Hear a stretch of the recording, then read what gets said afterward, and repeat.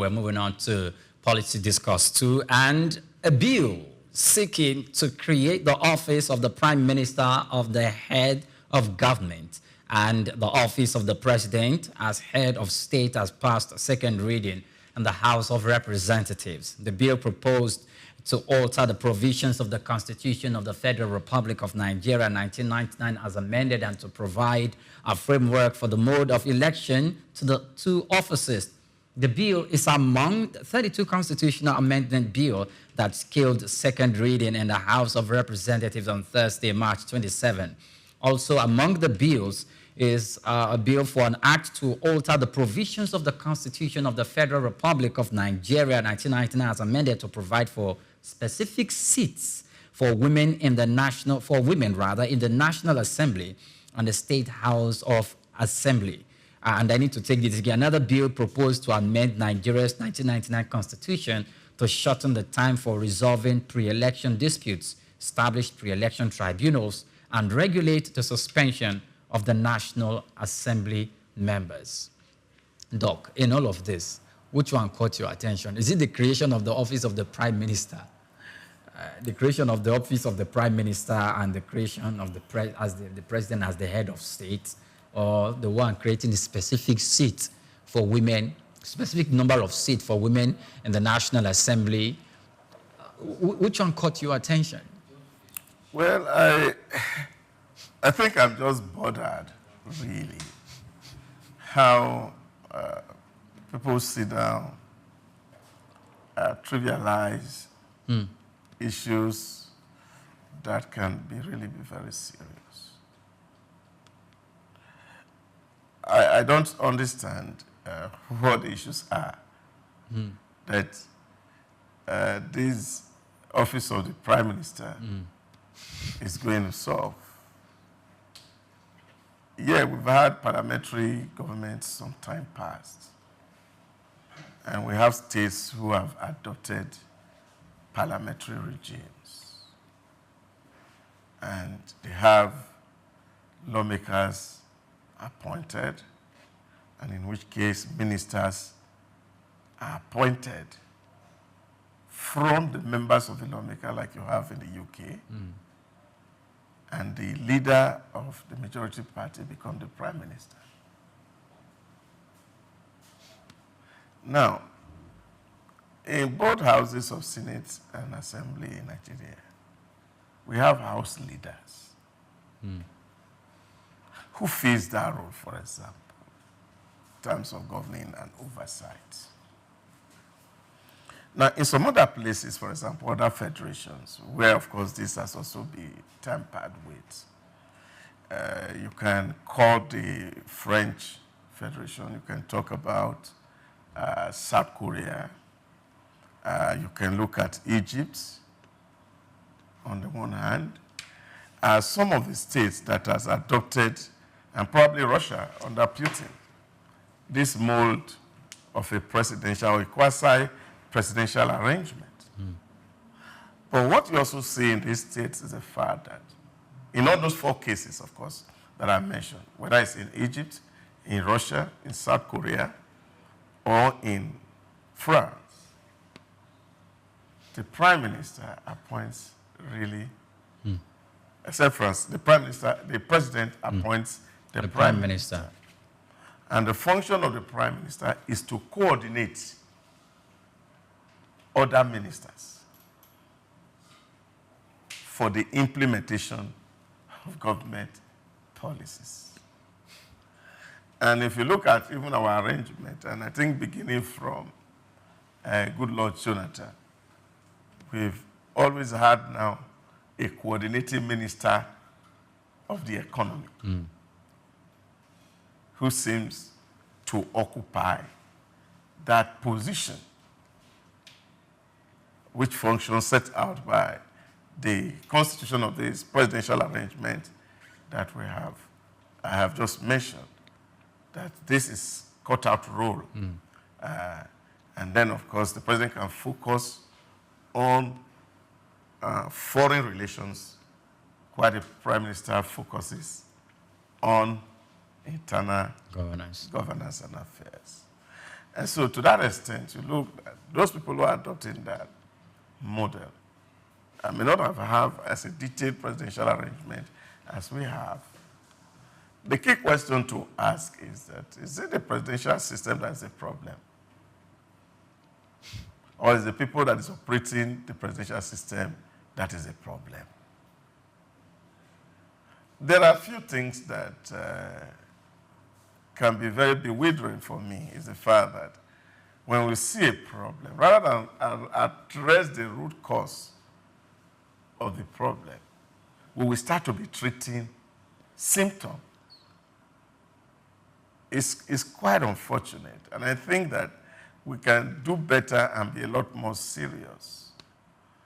Whether for me is the issue of the judiciary we just mentioned, whether it's the conflict in the legislature that, of course, that is being discussed, whether you appoint, as long as we are still having people who don't have very strong values, definitely, whatever structures that you put on the ground will not work. I hear people talk about strong institutions, strong institutions. If a weak person runs a strong institution, that institution will become weak. If a man who has no value gets into a strong institution, the institution will become weak. Because there's no way institution will run itself. So at the heart of the challenge that we face is value. How do we redefine our value? Away from money, for example. Hey, Doc, how do we begin to elevate the truth in the public square and not make lies the law? All this conversation, we must take pain to look at them before we start to do laws that at the end of the day, we rather compound our problem rather than solving them.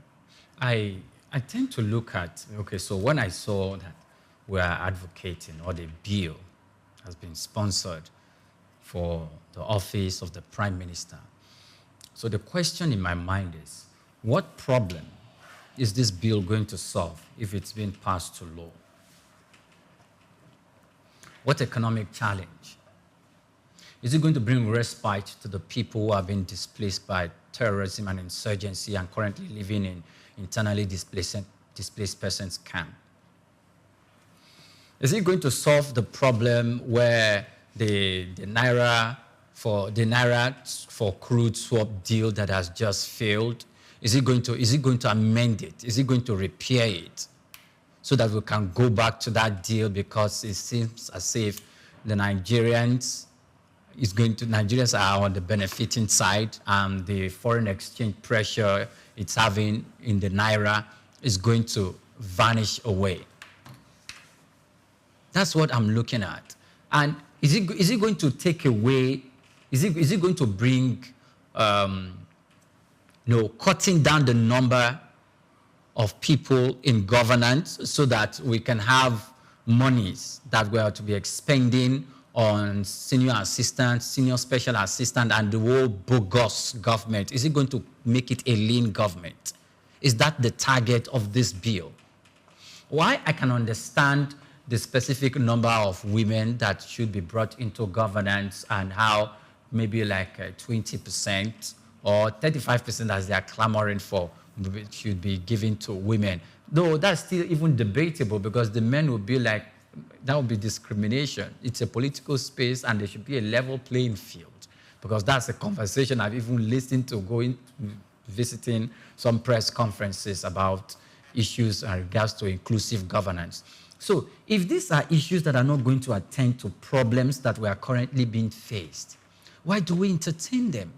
Because the House of Representatives are not known for entertaining laws or bills that are, seemingly considered, of insignificance. So why are we going this direction? Why aren't we spending our time discussing other issues that will that will up the ante, of the naira, of creating a viable ecosystem that can breed businesses, and how we are going to empower the businesses at the ebb of society, and how the government is going to be accountable in giving out money to empower businesses, so we know whom we are sponsoring. Recently, we heard that we've spent a few billions of nairas disbursing money to universities by way of paying the NEL fund. Yes, we've seen universities come out, put on newspaper publications that they've received money to this effect. That is good, but they still need the probing eyes of the legislative arm of government still need to be in that direction to make sure that we're not having bogus figures or inflation figures. Yeah, why do we exert energy on this? But the point to be made, and that is where I honestly stand, is to look at some of our practices and see the things that we have done in time past, and then looking at them, and on the basis of this objective reality, we are able to say, okay, if we attempt this thing, it's going to get better for us. Let's take, for example, 1960 to 1963. We had a parliamentary arrangement, which really never helped us manage our diversity, which was the real reason why the 1979 Constitution contemplated a presidential federal arrangement so that we are able to manage our diversity. And then you ask the question, why were we not able to manage our diversity? Looking at it from the 1953 census crisis to the 1963 census crisis to the federal election crisis of 1964, on and on till the military takeover in January 1966, the counter-coup of 1967, and then, of course, the 1975 counter-coup, the coup attempt 1976, then the eventual handover of power in 1979 to a civilian government that gave birth to the 1979 Constitution, which was further amended in 1989 and then 1999. And it's that same Constitution that we're still trying to amend. And when you look at the fundamental issues that had to deal with these constitutions and amendment, it does say something for us, that in a period of less than 100 years, I see the number of constitutions that we have had, all trying to manage our diversity.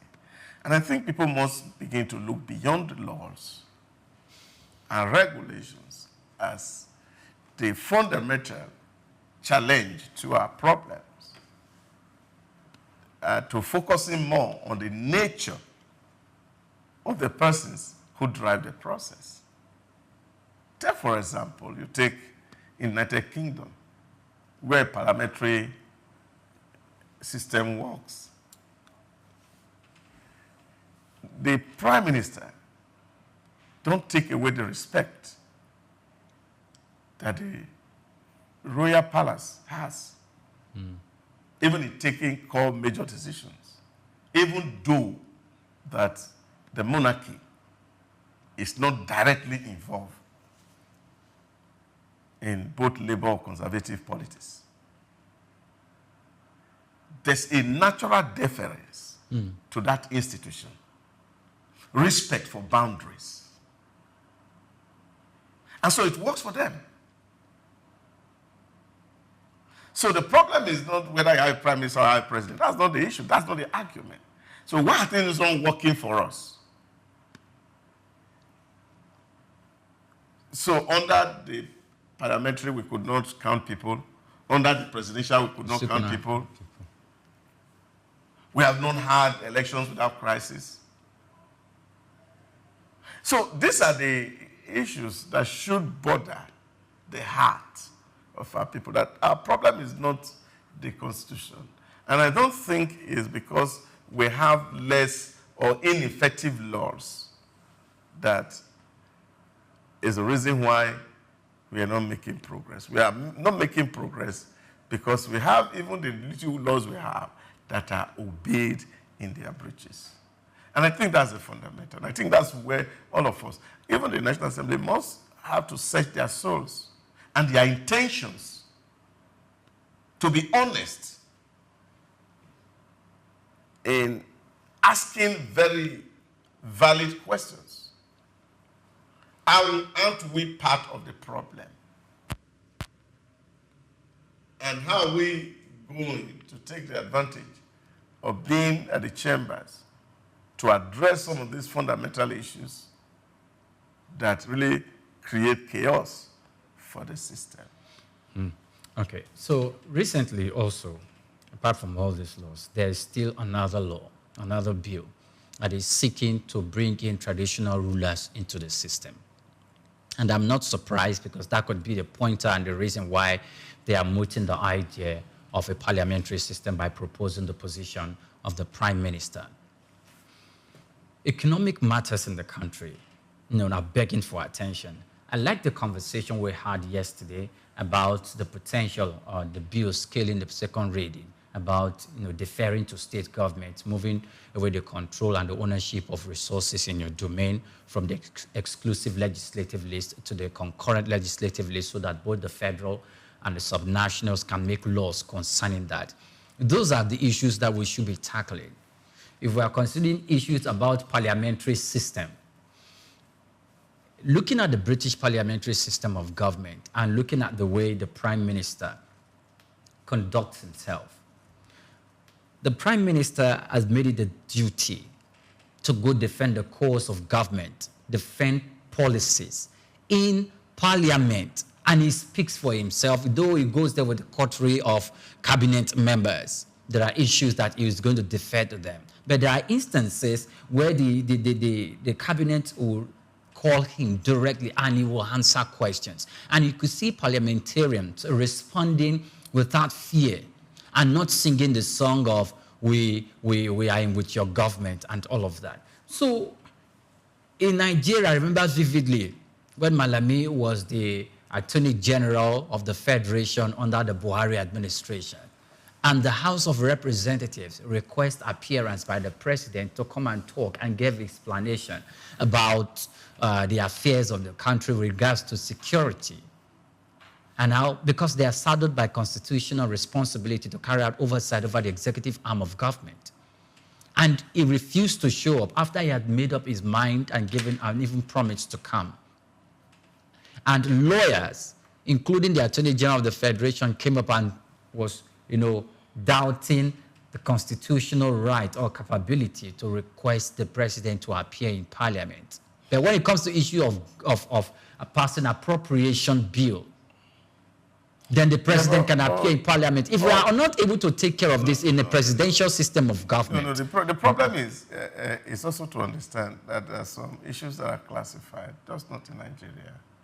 I don't think security matters are discussed in the floor of the It's parliament. not the entirety now, if you are going to have those conversations, you see, there are ways and means that leaders of both arms of government can actually sit down to resolve some of these issues. You have directly oversight functions over the military, over the Navy, Air Force, the Nigerian Army. You have oversight over DSS, over EFCC, over the police,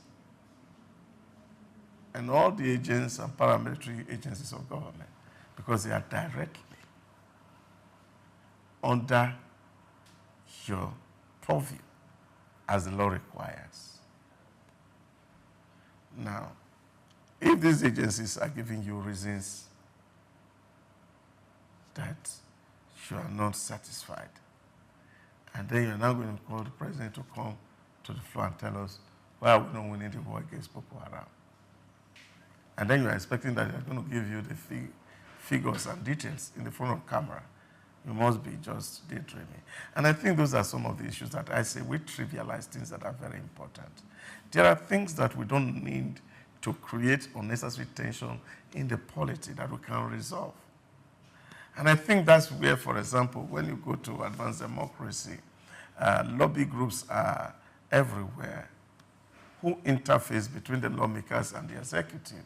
And they take these issues off the streets and they are handled professionally.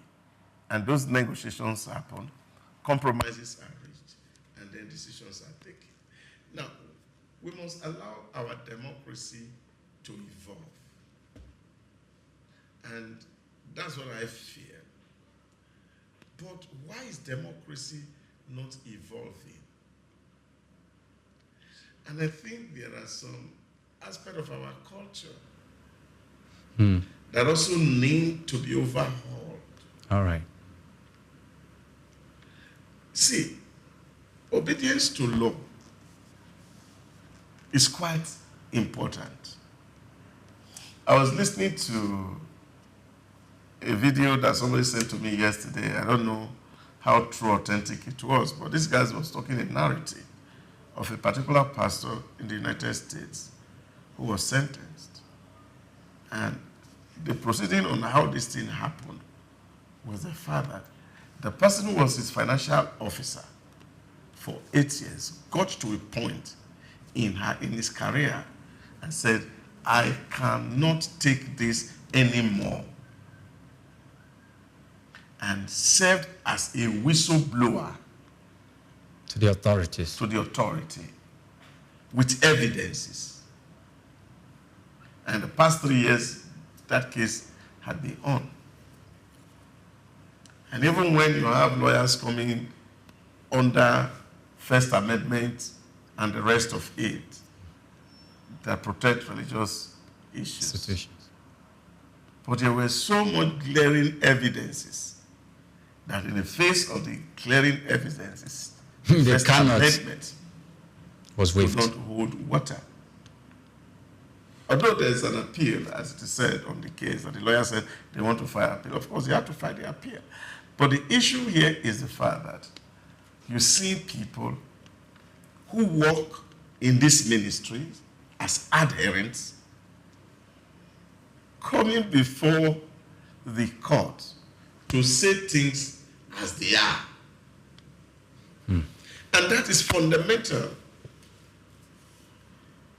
civility, that people can have conversation honestly and truthfully. But my worry is that most times we don't have honest conversation. Our heart is laden by emotions. Okay. And these emotions are the things that really divides us. All right. Well, for the National Assembly, just the way it is with the courts, there are some cases that appear before the court and the judge will just, throw it away and dismiss it. If there are bills that are appearing before the House, I know the House is responsible to give listening ear to that. But if there's any bill that is going to, detract or cause us as a nation to deviate from the path that will lead us to progress and to prosperity, I think the House also should consider throwing off such bill. And I would say the House has done well by entertaining a bill that had to do with controlling of local resources with states to move it from the exclusive legislative list to the bilateral or conclusive legislative between concurrent legislative list, where the federal government and state government can there's even an argument against that. I was saying to somebody recently, I said, I came from Edo State. And this is in the public glare. And people should pay attention to it. I stand to be corrected. If there was no UBEC today, if there was no UBEC, Universal Basic Education, that is managed from Abuja, there will be no school in Edo State. Because all the state-owned institutions, they are not looked after. The secondary school in Edo State, you can hardly find a school that has 3 teachers. And in most of all those schools, it is PTA that are hiring the teachers that are there. Any journalist can take a camera to go to a state to go and look at it. And that's glaring. The only reason why you still have school is that there's universal basic education, and that allocation is coming from Abuja, and that is the only reason why we have. I'm using my own state as a practical example. See, we have had governments since 1999. The secondary schools have been abandoned completely. So you now say, oh, they are writing letters from matter, because the state, even the little money that is coming in there, is not even used well in the first place. And I don't know really that it would have been that we are seeing states use their resources very well before we're even talking about moving resource from one level of government to another. So, but administering it in such a way that, of course, everybody really gets benefited. Otherwise, look at it. You go to states-owned road, except in Lagos, you will find where states are doing road. Go to other places. If there are no federal road, there will be no road. So these are issues that we must have also look at. That if you are disempowering the center in favor of the state, we're going to have more war crisis than we have now. So we must look at our issues do a serious root cause analysis and not jump into conclusions because of maybe a symptom of a deep-seated root crisis that needs to be dealt with. If we have not been able to overhaul the prebendal nature of our state, it doesn't matter who controls the resources. It's still going to remain the same. Outcome is going to be the same. Okay. Just like advertising will say, the definition of insanity is doing the same thing over and over again, and then you are expecting a different result. And that is it on today's program. On the FrontBurners, it's a wrap from Monday to Friday, and the weekend is around the corner. It's going to be nice to just chill, rest, regain, and set your momentum in place for the week ahead. My name is Oyinpreye Krumale, and I say to you, have a splendid weekend and have fun. Doc? Thank you for being there with us all this week. Remember, life is not about the people who are sincere in front of you. It's always about the people who are honest behind your back.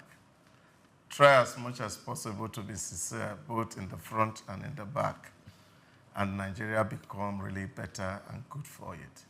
See you next week on the FrontBurners. Osamhanze Idahosa is my name.